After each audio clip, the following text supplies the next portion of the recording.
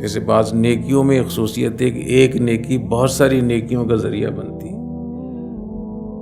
تو بعض گناہوں میں بھی ایک خصوصیت ہے کہ ایک گناہ بہت سارے گناہوں کا، اس لیے اپنی نظروں کی حفاظت کیا کریں، اور جب اپنا موبائل کھولا کریں